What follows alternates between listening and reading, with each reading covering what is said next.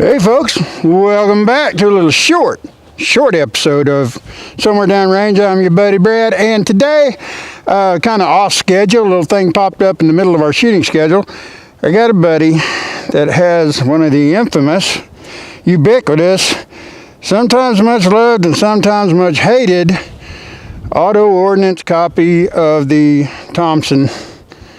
And they call it the Thompson M1 semi-auto version, 16-inch barrel. They did their best to live up to the World War II version of it, except for barrel length, a couple other things. But he's got this thing, and he's not really sure that it's altogether right. And I don't blame him, because I owned one in 1984 that tried to shoot me and my buddy for no apparent reason with no finger near the trigger.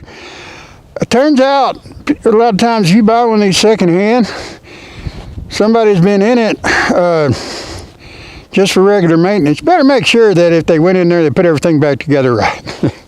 So he wanted me to give it a little test. Now, I took it home before I ever come out here, and I found some issues. I was sure I would find something, and I did, several somethings. So I remediated what I could. I put parts back in the right order.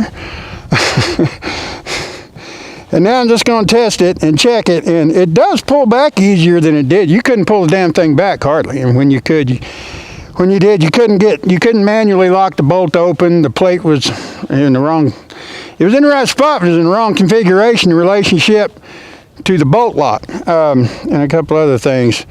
And the way they designed this, the way they did these parts, I understand this basic platform was a submachine gun, and to sell them lawfully, semi-auto, they had to do things to the bolt and do things to the fire control assembly and the group in there. I understand that, but there's some things that I take issue with. I'll get a little further into them when we're inside, but for right now, let's see how Granddaddy's trench sweeper, copy and clone thereof, this one anyway, is going to work. Now, that's a 30 round mag, but there's only one round in it.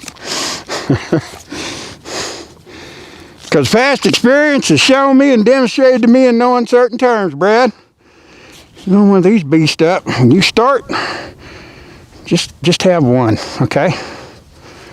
Alright, now so, this is the first time I ever put a bullet in it. We're going to go ahead and keep it downrange. And right now the bolt's locked to the rear. We're just going to pull that charging handle, let her fly forward, and see if she feeds that bullet, and if she does feed it, feeds it without firing. I hope I can let go fast enough. All right, she went in. Do she shoot it? Let's find out. Let's aim at that plate. Now, the one thing that pisses me off is you got to pull this trigger like 5 days long. Click. That's fucking scary. Now, look, I want you to watch this. Let's pull it again.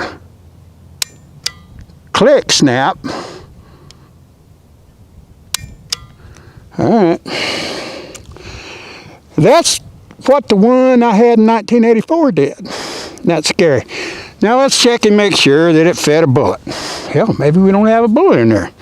We might not. And if we don't, well, yep, we still got a bullet here. So it did not feed that round.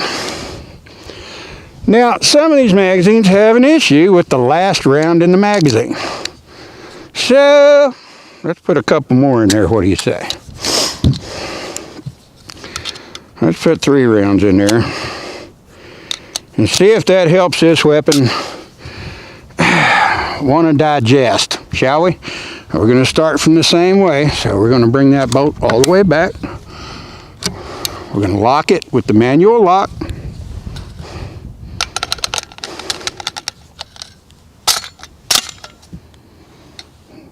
It just closed itself. Let's see how many rounds we got. What do you say? We still got 3 rounds. All right. So, let's stop trying that.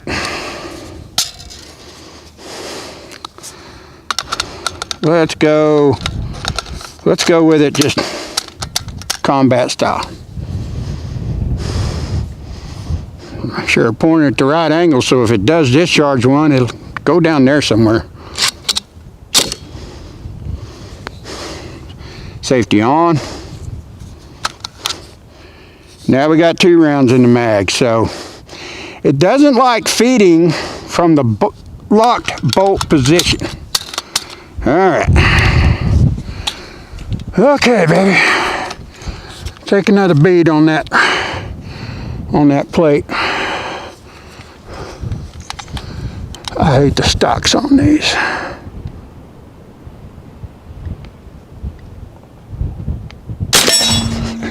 You can squeeze that trigger half a freaking inch. And it fired.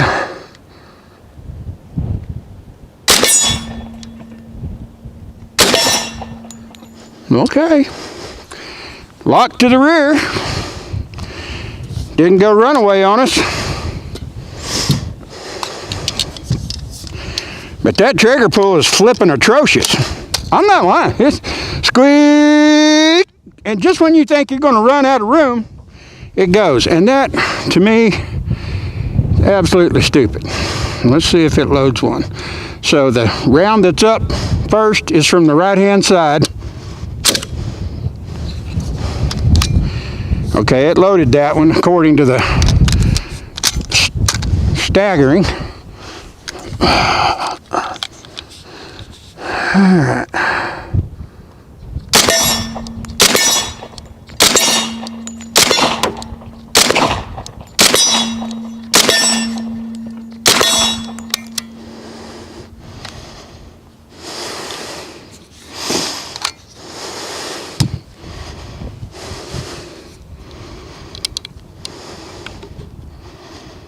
I see a case. These bastards. Now, I have shot real Tommy guns, real Thompsons. The pull weight is 1/3 what these dumb bitches are. God damn, that hurt.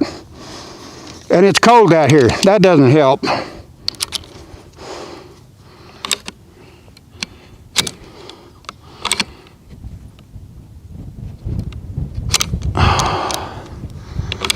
Yeah. All right, so we got a case we got to get out. Stand by.